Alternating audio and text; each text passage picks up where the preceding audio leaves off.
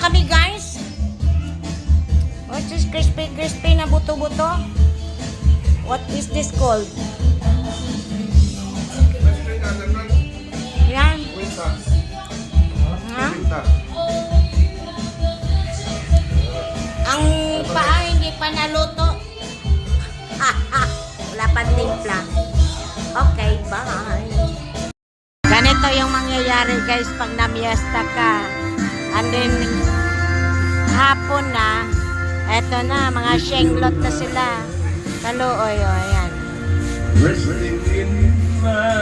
Nakaupo na lang sa kalsada. At saka na sila